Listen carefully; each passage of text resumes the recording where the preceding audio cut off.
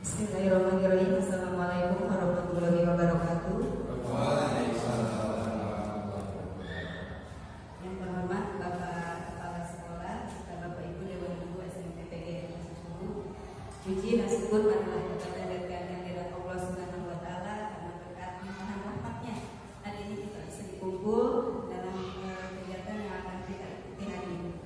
Salawat serta salam semoga tercurah kepada junjungan kita Nabi besar Muhammad sallallahu alaihi wasallam. Pertama-tama saya ucapkan banyak-banyak terima kasih kepada Bapak Ibu Dewan Guru yang alhamdulillah saya mendapat limpahan kasih sayang dari Bapak dan Ibu karena selalu mendampingi saya dalam kegiatan pendidikan guru penggerak yang saya jalani saat ini. Nah, mudah-mudahan kegiatan-kegiatan seperti ini tidak hanya dilaksanakan ketika saya melaksanakan pendidikan guru penggerak ini, tetapi justru nanti ketika saya sudah selesai mengikuti pendidikan guru penggerak ini, kita akan terus bekerja sama, kita akan terus berkolaborasi untuk mengembangkan dan memajukan sekolah kita SMP PGRI. Ya, Bapak Ibu, sebelum saya melaksanakan kegiatan hari ini, saya ingin ada sepatah dua patah kata dulu dari Bapak Kepala Sekolah yang kebetulan hari ini tidak bisa hadir karena berhalangan, maka akan diwakilkan oleh Bapak Wakil Kepala Sekolah Bidang Kurikulum pada Bapak Asep Biasa. Saya persilakan. Bismillahirrahmanirrahim. Assalamualaikum warahmatullahi wabarakatuh. Waalaikumsalam. Bismillahirrahmanirrahim. Wassalatu wassalamu ala rasulillah sayyidina Muhammadin wa ala alihi wa sahbihi ajma'in.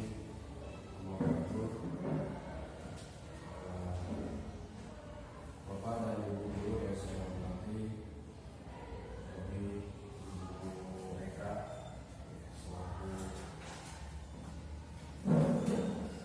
serta guru penggerak, alhamdulillah kesempatan hari ini dapat melaksanakan aksinya kembali dalam hal dan tahapan kegiatan sebagai guru penggerak. Ya, selanjutnya atas nama dengan lembaga SMP yang 7 ini sangat luar biasa sekali. Ya, mudah-mudahan ini jadi motivasi buat kita semua ke depannya bahwa guru penggerak ini adalah salah satu guru menurut kami model, ya, guru model dalam hal nanti proses kegiatan belajar mengajar yang ada di sekolah tersebut, khusus di SMP PGRI tidak alhamdulillah dan Ibu Eka yang sudah luar biasa dan siapkan dalam hal kegiatan. Mungkin dari saya tidak banyak, itu saja yang bisa disampaikan. Sukses dan terus semangat dalam proses Wassalamualaikum warahmatullahi wabarakatuh.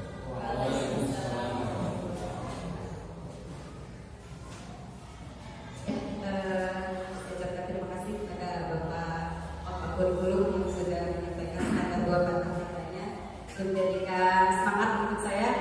Artinya di sini banyak sekali dukungan dari Bapak dan Ibu guru pada saya. Ya, Bapak Ibu, langsung saja kegiatan hari ini apa sih yang akan saya sampaikan pada kegiatan hari ini tadi.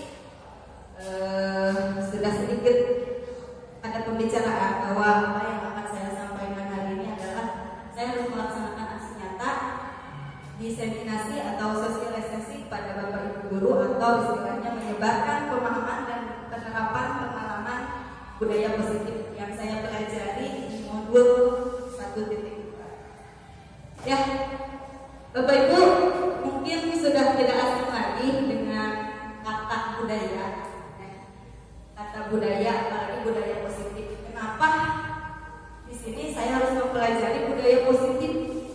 Apakah di sekolahnya tidak ada budaya positif? Bukan berarti seperti itu ya Bapak Ibu. Kita sudah ada budaya, tentunya budaya positif, bukan budaya yang negatif. Di tiap sekolah itu pasti penerapannya adalah budaya positif. Nah, akan tetapi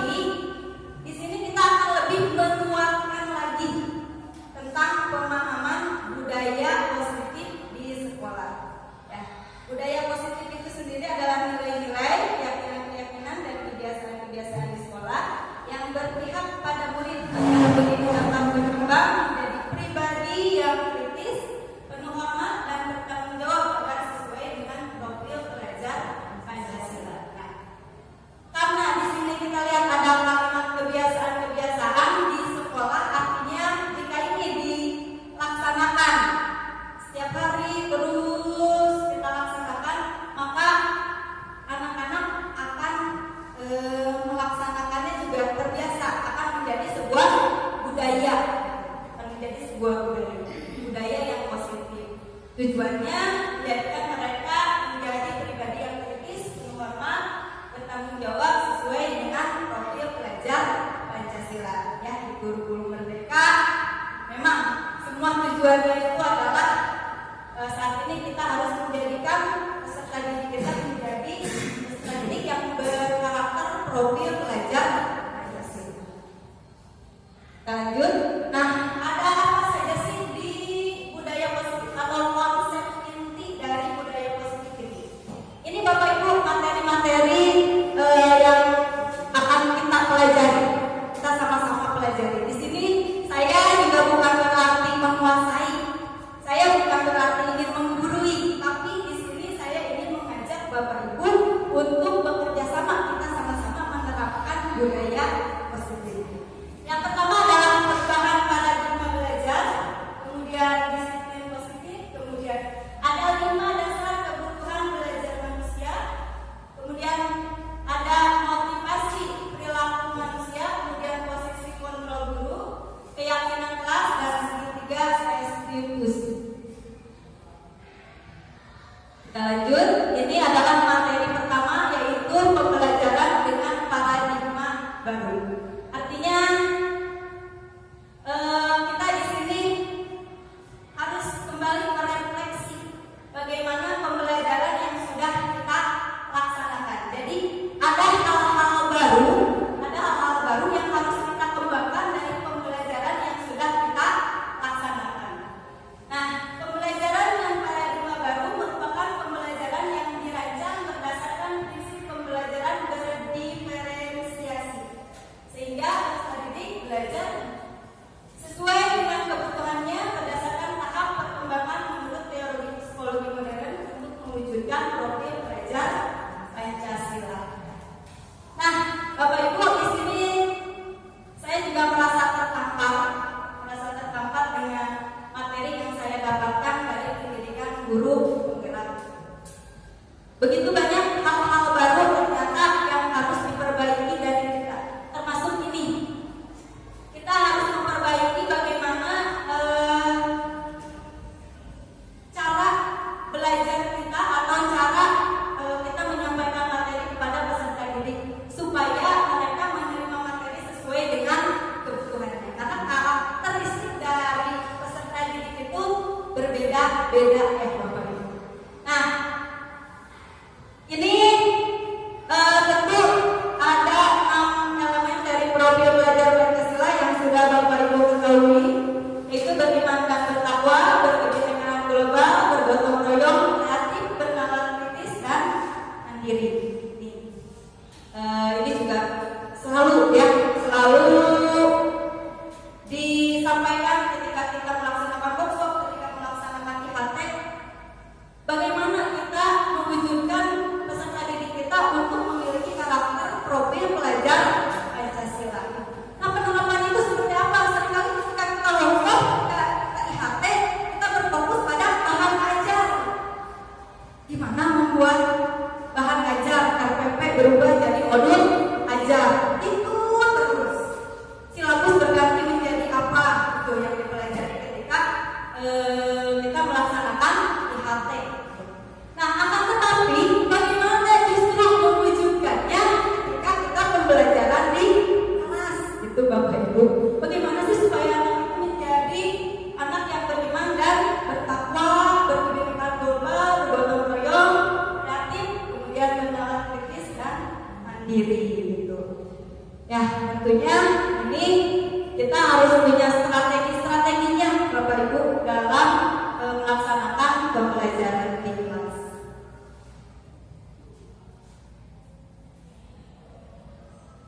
Nah,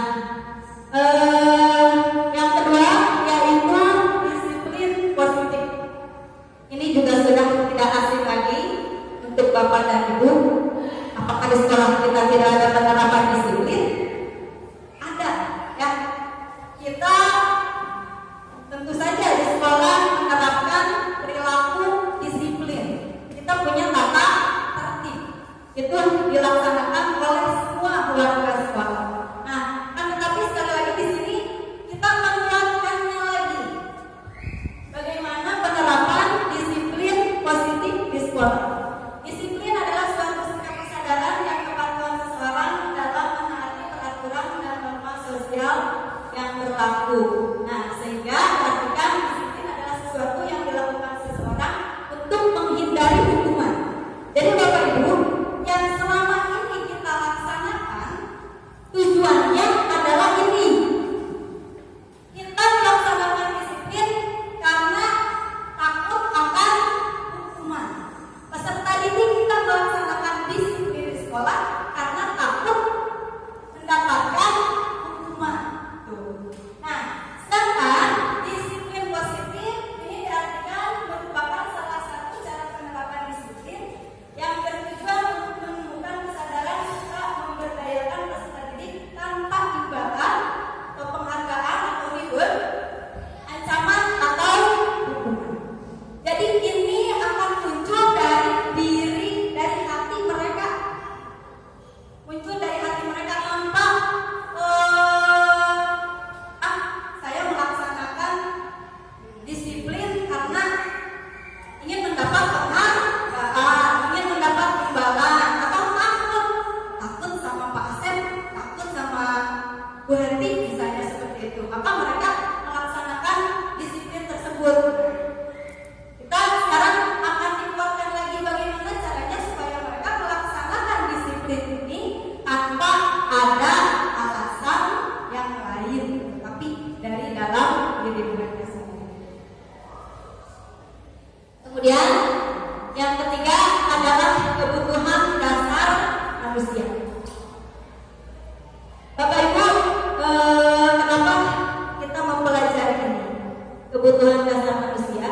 Karena tadi menurut filosofi Ki Hajar Dewantara, pembelajaran yang kita laksanakan itu harus sesuai dengan kodrat alam dan kodrat zaman. Jadi kita harus memenuhi kebutuhan peserta didik kita. Sebetulnya ini bukan hanya untuk peserta didik kita, tapi termasuk kita.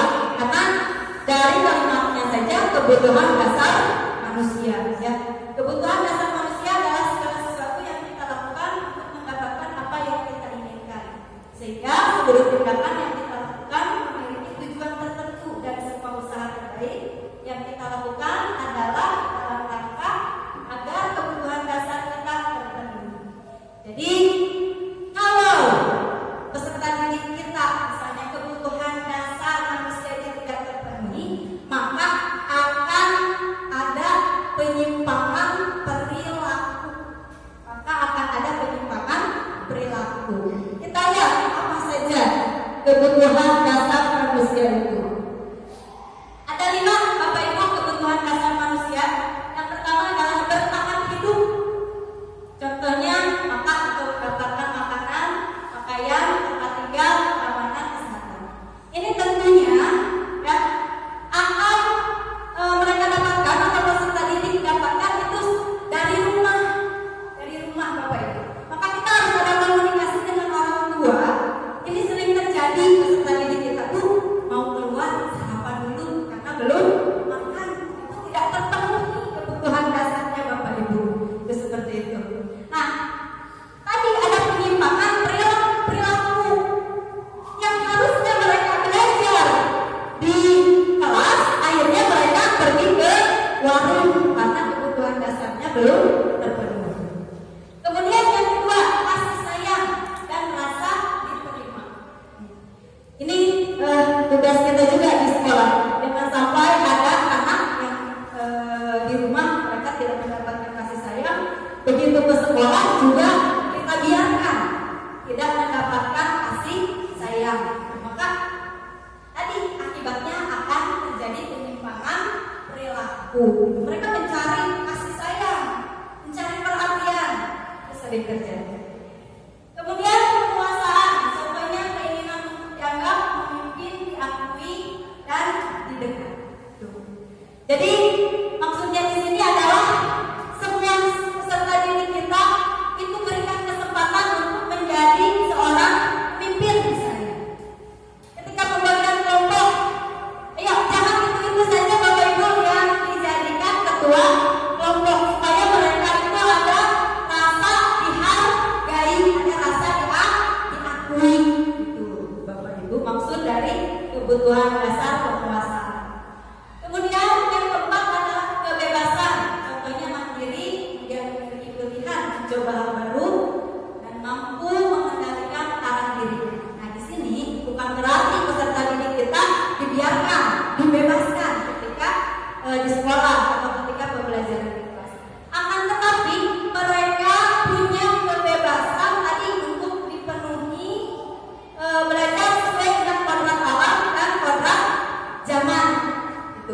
Ini betul-betul menjadi tamparan untuk saya, untuk kita semua. Ketika kita memberikan pelajaran kepada peserta didik monoton, Bapak Ibu, itu jujur itu saya sendiri, ya, ceramah terus kepada anak-anak. Padahal anak-anak itu ada yang senang mendengarkan, ada yang senang melihat, ada yang senang bermain-main. Jadi kita harus mencari strategi-strategi itu supaya kebutuhan dasarnya terpenuhi. Itu. Ini PR kita bersama, bagaimana kita mempelajari tentang paradigma pembelajaran yang baru. Kemudian yang kedua, kesenangan, contohnya bermain, humor, antusiasme dan tertawa. Jadi jangan terlalu serius di kelas Bapak Ibu. Ya, jangan terlalu di kelas ketawa gitu. Kelas yang ramai, yang riuh bukan berarti itu kelas yang jelek. Ya, justru itu kelas yang bagus, artinya hidup, pembelajaran yang dilaksanakan oleh Bapak dan Ibu. Kemudian kebutuhan dasar anak juga terpenuhi, yaitu kesenangan. Apalagi kita mengajar di usia SMP. SMP itu ya tidak jauh berbeda dengan SD. Mereka masih senang bermain-main. Hanya saja kita harus mencari strateginya seperti apa supaya bermainnya itu tetapi belajar. Ya, gitu. Jadi ini 5 kebutuhan dasar manusia harus terpenuhi oleh peserta didik kita, karena kalau tidak terpenuhi akan ada penyimpangan perilaku. Nah, ada motivasi perilaku manusia. Ini yang ketiga, ada motivasi perilaku manusia. Jadi ada 2 motivasi perilaku manusia. Motivasi itu apa sih? Alasan, ya, sama dengan alasan kita ketika melakukan sesuatu. Ada motivasi ekstrinsik, ada motivasi intrinsik. Motivasi ekstrinsik itu motivasinya untuk menghindari hukuman dan untuk mendapat penghargaan. Tadi ketika melaksanakan disiplin positif, jangan sampai anak melaksanakan disiplin tetapi karena ada alasan yang lain, bukan dari dalam dirinya sendiri. Nah, motivasi intrinsik ini motivasi untuk menjadi orang yang mereka inginkan dan menghargai diri sendiri dengan nilai-nilai yang mereka percaya. Ini tadi dari dalam diri mereka sebagai bentuk tanggung jawab mereka bahwa mereka melaksanakan disiplin di sekolah ini adalah kewajiban mereka sebagai peserta didik. Itu Bapak Ibu. Nah, kita juga sama, mudah-mudahan kita juga motivasi yang ada dalam diri kita, motivasi perilaku kita itu adalah motivasi intrinsik, bukan motivasi ekstrinsik. Gitu. Kemudian kita lanjut, ada 5 posisi kontrol guru. Ada 5.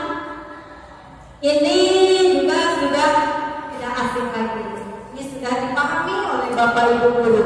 Posisi kontrol kita sebagai guru, yang pertama ada penghukum, kemudian pembuat rasa bersalah, kemudian teman, pemantau, dan manajer.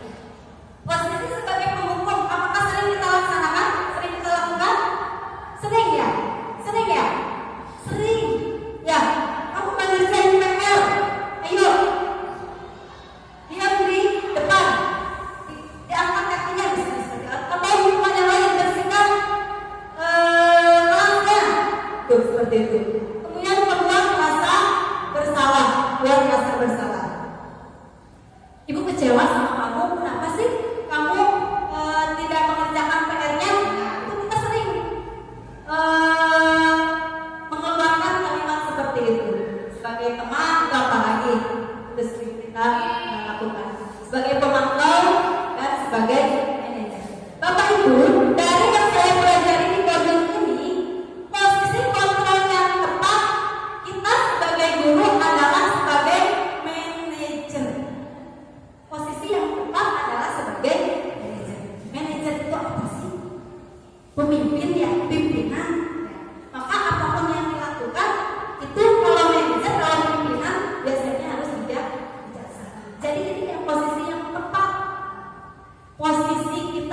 sebagai guru, sebagai pemimpin.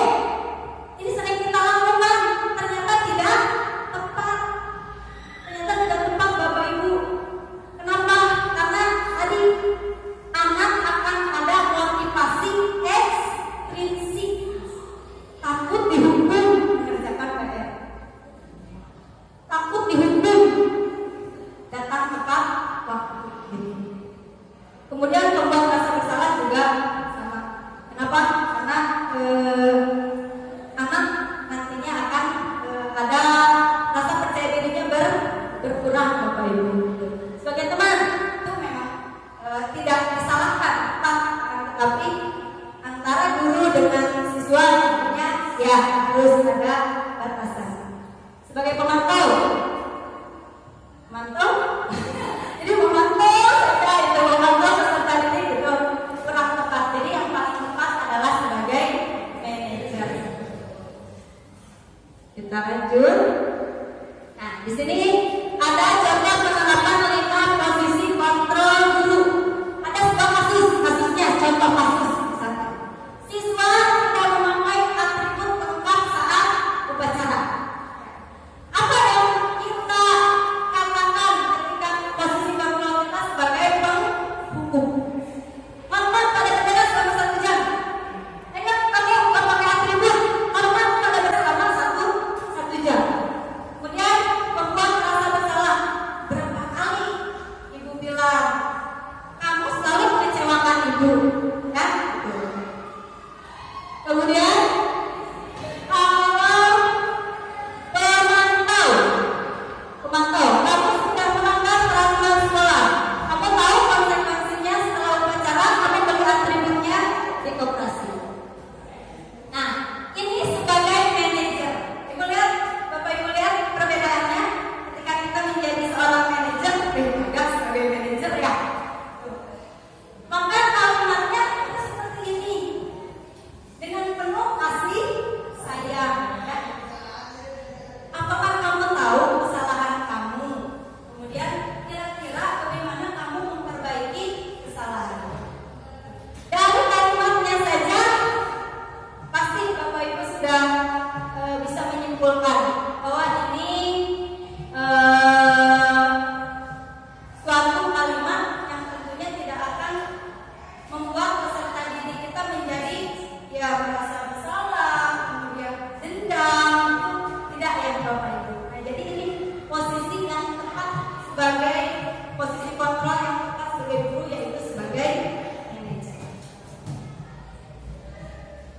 Nah, kita akan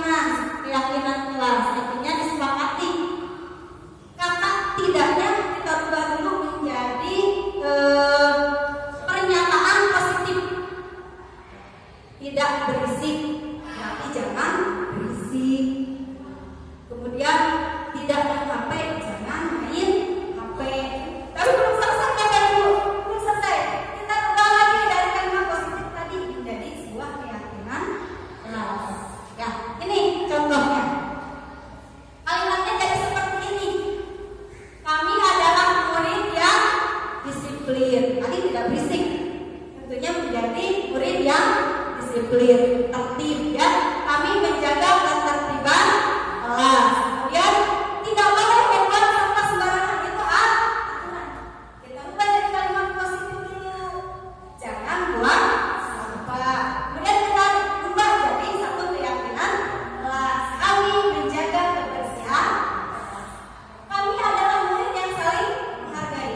Contoh perantaranya, jangan usil pada teman, jangan bertengkar. Ubah ke dalam kalimat positif.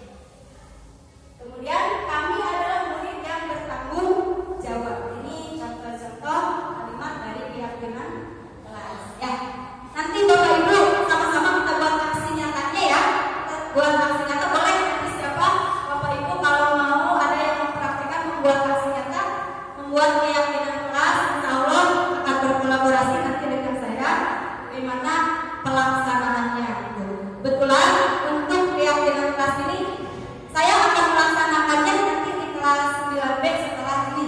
Jadi ada 2 aksi nyata yang akan saya laksanakan hari ini Bapak Ibu. Kemudian ada yang terakhir yaitu segitiga restitusi. Ya, segitiga restitusi. Apa segitiga restitusi? Apa ini maksudnya ya?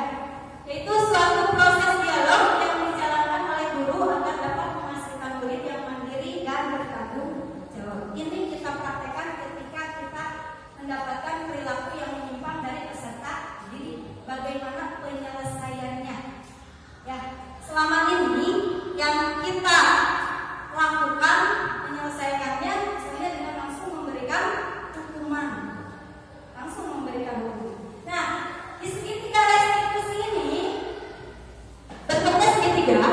Yang pertama dari bawah kita menstabilkan identitas anak dulu. Stabilkan identitasnya. Ya, caranya ini mengembalikan rasa percaya dirinya dulu dengan menstabilkan identitasnya. Biasanya anak-anak yang melakukan perilaku yang menyimpang, mereka percaya dirinya akan berkurang, malu oleh teman-teman. Kemudian kita lagi validasi tindakan yang salah. Validasi tindakan yang salah. Bukan berarti kita membenarkan tindakan mereka, tapi ada kalimat-kalimatnya supaya mereka tadi, ya, supaya mereka tidak hilang rasa percaya diri. Kemudian yang terakhir adalah menanyakan keyakinan. Keyakinan apa?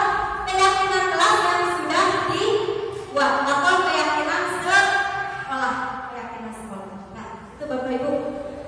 Bagaimana kita menyelesaikan suatu permasalahan atau penyimpangan perilaku dari peserta didik dengan segitiga restitusi. Nih, yang pertama tadi adalah menstabilkan identitas dulu. Dari bawah, dari posisi yang datar, seperti itu bentuknya seperti ini. Ini dari yang datar, kita stabilkan identitasnya. Nah, berdasarkan prinsip membuat kesalahan adalah bagian dari proses pembelajaran. Ya, kita anggap bahwa mereka membuat kesalahan itu adalah suatu proses pembelajaran Bapak Ibu. Ya, contoh kalimatnya.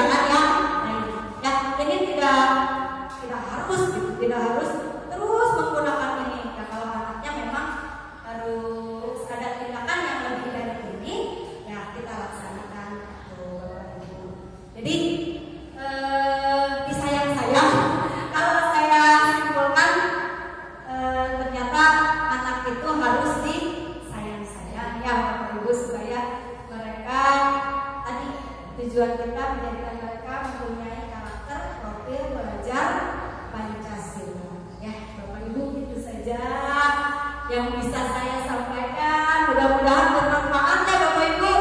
Mudah-mudahan bermanfaat. Kemudian kita sama-sama tadi untuk berkolaborasi, bekerja sama, memajukan sekolah kita, memajukan SMP PGRI Cicurug. Nah, ini ada refleksi sedikit. Saya ingin dari Bapak atau Ibu merefleksi kegiatan hari ini, karena refleksi itu harus dilakukan. Tidak hanya ketika kita kegiatan seperti ini Bapak Ibu, tapi ketika kita pembelajaran di kelas. Jadi anak itu harus ditanyakan peristiwa apa yang dialami, tadi belajar apa gitu. Kalau ada anak yang tidak bisa menyampaikan, berarti tidak menyimak. Kemudian bagaimana perasaan ketika kegiatan itu terjadi? Perasaannya apa? Belajar hari ini senang tidak? Gitu. Kemudian hal apa yang akan dilakukan setelah kegiatan ini? Itu bisa kalau di kelas penyampaian materi yang akan kita berikan di pertemuan selanjutnya. Ya, mangga Bapak Ibu, siapa yang akan mewakili untuk merefleksi kegiatan hari ini? Saya persilakan Bapak.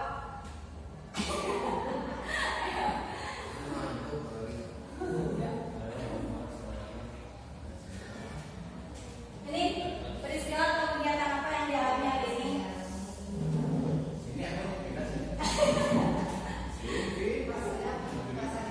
Oh, Bapak berdiri di sini, Pak.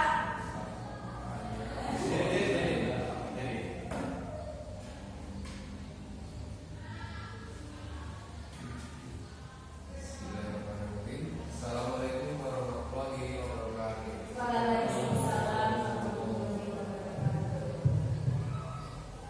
Terima kasih atas waktunya untuk saya sebagai tenaga pengajar di sekolah ini. Tentunya sangat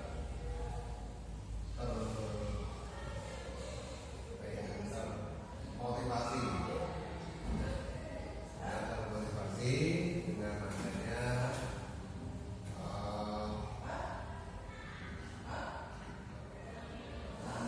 informasi ataupun apa tadi sinyal yang dilakukan oleh calon guru penggerak, yaitu guru PK, di mana hari ini ilmu kita bertambah dengan adanya sosialisasi kegiatan yang dilaksanakan. Dan tadi sudah disinggung beberapa hal yang kemudian masih atau belum pernah kita laksanakan di dalam KPM sehari-hari.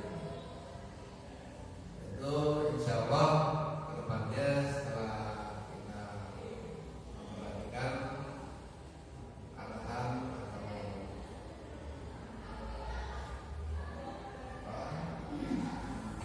beritahuan masukan dari modul yang telah dipelajari oleh calon guru kita, yaitu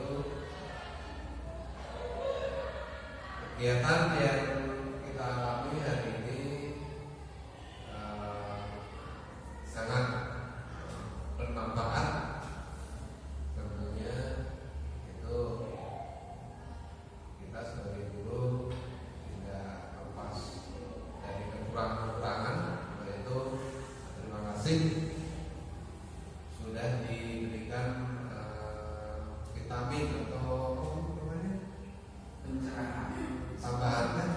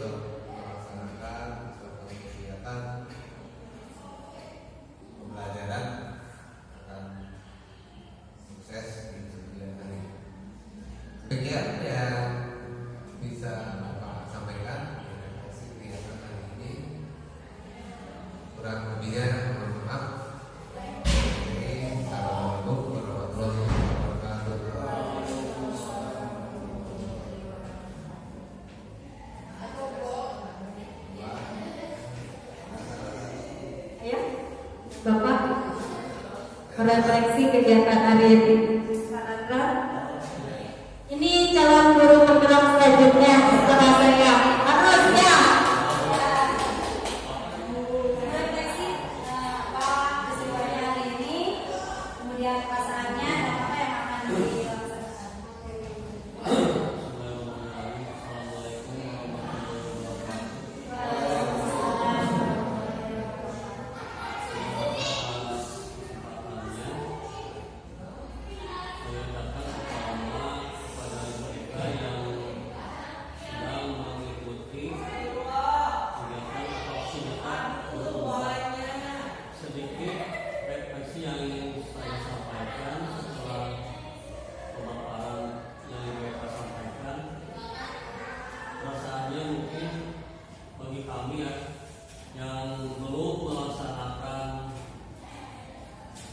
Kegiatan tersebut mendapatkan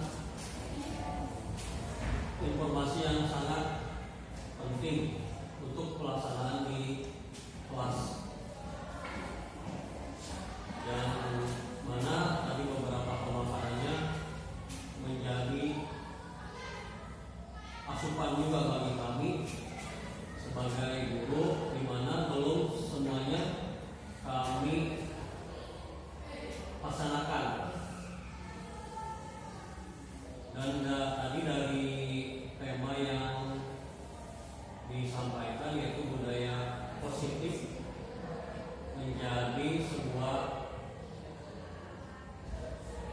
nilai yang sangat baik, di mana semua yang berbau positif itu baik.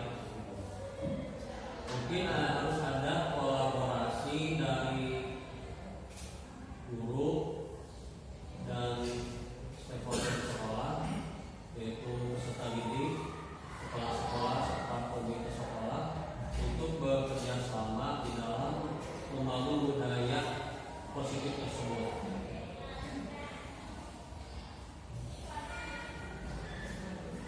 Insya Allah mungkin bertahap akan kita laksanakan ya Bapak dan Ibu. Mungkin sambil berjalan, ya, insya Allah demi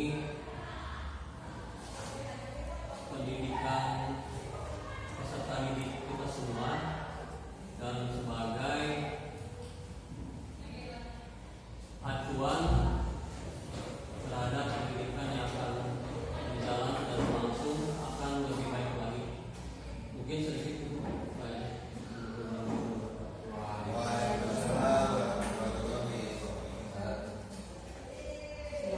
Terima kasih kepada Bapak dan Ibu yang sudah merefleksi kegiatan kita hari ini. Ya, akhirnya kita sampai di akhir kegiatan. Kita akan buat kesimpulannya Bapak Ibu dari apa yang kita laksanakan hari ini, yaitu dari persepsi budaya positif. Yang pertama tadi ada perubahan paradigma belajar. Jadi kita akan merubah sedikit demi sedikit bagaimana cara kita melaksanakan pembelajaran di kelas supaya anak-anak itu melaksanakan pembelajarannya sesuai dengan kodrat alam dan kodrat zamannya. Sama-sama saya sendiri juga masih terus memperbaiki Bapak Ibu. Ya. Kemudian disiplin positif bagaimana supaya anak melaksanakan disiplin tetapi bukan karena ada alasan lain, bukan karena ada motivasi ekstrinsik. Kemudian 5 dasar kebutuhan dasar manusia. Ini anak atau peserta didik harus terpenuhi supaya tidak ada penyimpangan perilaku. Jadi ada hal-hal yang harus kita komunikasikan dengan orang tua. Tadi apa kebutuhan bertahan itu makanya supaya terpenuhi dulu dari rumah. Masa kita mau menyediakan makan tiap hari gitu. Ini harus ada komunikasi kita dengan orang tua. Kemudian motivasi perilaku manusia. Kita ubah motivasi mereka. Jangan sampai mereka melakukan hal-hal yang baik tapi karena ada alasan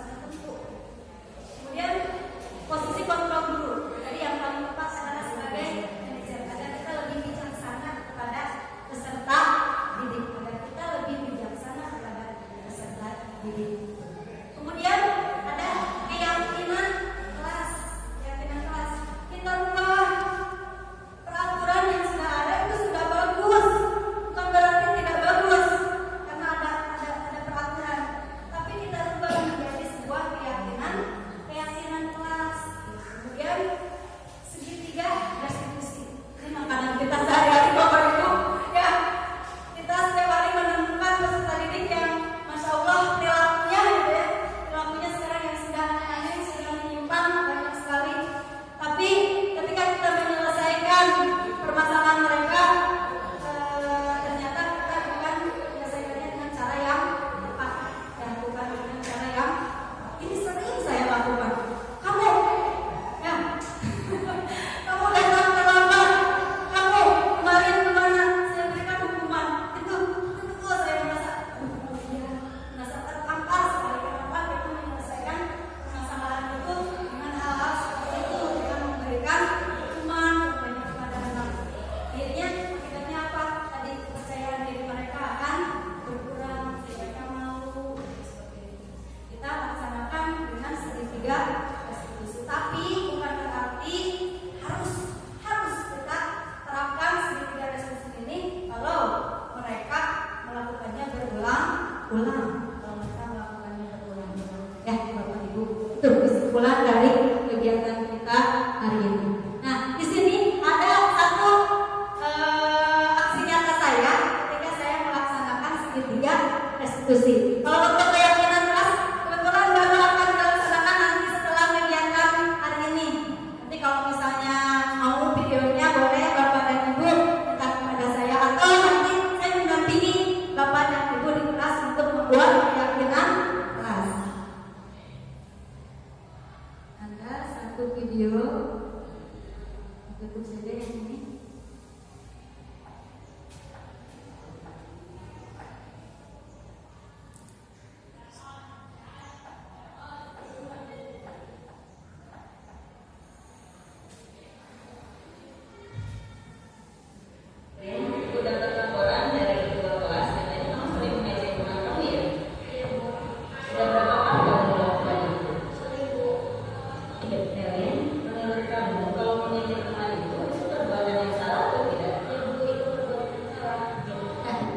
Suaranya kurang jelas ya Bapak Ibu. Jadi aksi nyata yang saya buat di sini kasusnya adalah Melinda itu sering membuli temannya atau sering mengejek temannya. Ini sering sekali terjadi di sekolah kita, di kelas kita. Gitu. Jadi ada anak padahal itu mereka bukan langsung membuli tapi bercanda gitu.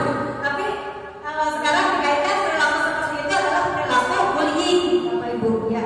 Maka saya selesaikan dengan segitiga restitusi. Jadi tidak dimarah-marahi, yang sering kita lakukan adalah memarah-marahi anak. Ya, itu jujur ketika kita melakukan seperti itu justru menguras energi. Ya, aib darah, aib darah itu. Nah, kita lakukan dengan segitiga restitusi. Yang pertama menstabilkan identitas.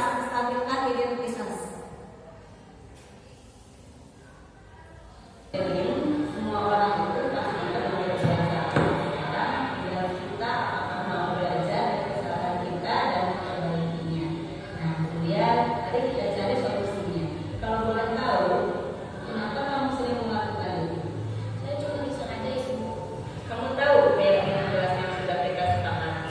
Kalau mengejek teman itu sesuai tidak dengan keyakinan kelas kita? Menurut kamu, keyakinan kelas apa yang sudah kamu lakukan? Menurut kamu, kalau menghormati teman itu penting atau tidak buat kamu? Penting bukan. Kalau saya menghormati teman, saya akan sayang teman. Iya betul, menghormati teman, kemudian sayang terhadap teman itu sangat penting. Karena kalau kamu menghormati teman, kemudian kamu sayang dengan teman kamu, mereka juga akan seperti itu sama kamu. Nah, kira-kira tindakan apa yang akan kamu lakukan setelah kamu melakukan kesalahan ini? Saya akan minta maaf dan tidak akan melakukan perbuatan itu lagi.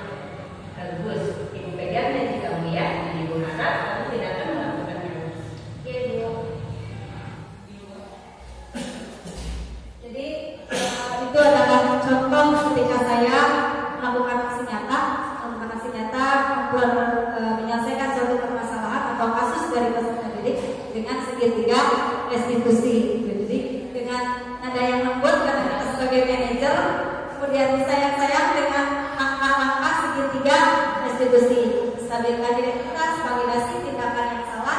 Validasi tindakan yang salah ini bukan berarti kita membenarkan tindakan mereka, akan tetapi menanyakan apa alasan mereka melakukan hal tersebut. Kemudian menanyakan keyakinan kelas, apa keyakinan kelas yang sudah kamu langgar.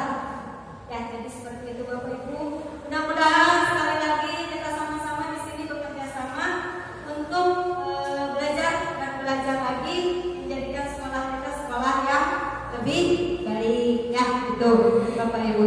Siap ya? Siap ya Bapak Ibu? Insya Allah. Ya, untuk perubahan paradigma belajar, ayo kita sama-sama. Di sini ada Pak Dewi, ada Pak Amin. Ya, saya sendiri tidak bisa Bapak Ibu membuat bahan ajar yang menarik untuk peserta ini. Tapi belajar dan belajar. Misalnya itu matematika nih, aduh bingung. Matematika apa kumaha, gitu kan? Matematika apa kumaha? Ya, kita cari-cari dulu Bu. Kita cari referensinya di YouTube. Kita tanya Pak Dewi, kita tanya Pak Amin. Alhamdulillah kita punya sumber daya manusia yang kompeten di bidang itu. Sesuai dengan kemarin visi yang sudah kita buat, kita membuat prakarsa perubahannya mewujudkan pembelajaran dengan pemanfaatan ilmu teknologi. Nah, ini kita laksanakan untuk merubah cara kita menyampaikan pembelajaran kepada peserta didik. Enggak Bapak Ibu, kita sama-sama belajar Ibu misalnya. Pelajaran IPA Ibu, baiklah. Saya mau menampilkan ini nih gambar. Ibu insya Allah saya bantu Bu. Gambarnya ini baiklah. Oke siap. Saya bantu nanti. Pak Dewi, Pak Mahfud, Pak Amin bantu siap. Kalau Pak Anang, Pak Hamzah, Bapak saya percaya semuanya hebat-hebat, semua hebat-hebat ya, untuk melakukan perubahan bagaimana kita menyampaikan materi kepada peserta didik. Yang saya rasakan Bu, ketika melaksanakan pembelajaran dengan berdiferensiasi itu, kita lebih ringan loh Bu. Kita tidak capek. Kita hanya memantau saja anak-anak gitu. Misalnya kita memutarkan video, anak-anak menyimak, kita memantau 10 menit di video. Berarti Bapak Ibu hanya memotong 10 menit. Ya, Bapak Ibu, ya. Kemudian mereka berdiskusi misalnya. Pembelajarannya dengan berdiskusi. Kita memantau mereka bagaimana kegiatan mereka berdiskusi. Mereka sendiri yang belajar. Biarkan mereka sendiri yang belajar. Kita hanya menyampaikan inti-inti dari materi. Itu alhamdulillah pelaksanaannya meringankan kita. Kita memantau duduk-duduk, memperhatikan mereka, melakukan penilaian mereka. Nah, itu insya Allah maka Bapak Ibu kita laksanakan bersama-sama itu. Kemudian menciptakan pembelajaran yang menyenangkan. Gak apa-apa seserian dulu. Banyak permainan-permainan yang bisa jadikan referensi kita di YouTube.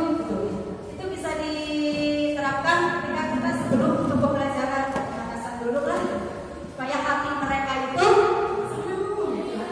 senang, Bapak Ibu. Ya, tuh kita sekali lagi sama-sama belajar di sini. Bukan berarti saya menggurui Bapak Ibu, tapi kita sama-sama untuk memperbaiki apa yang masih kurang dalam diri kita. Ya, terima kasih Bapak Ibu sudah menyempatkan waktunya hari ini untuk mendampingi saya melaksanakan aksi nyata dari modul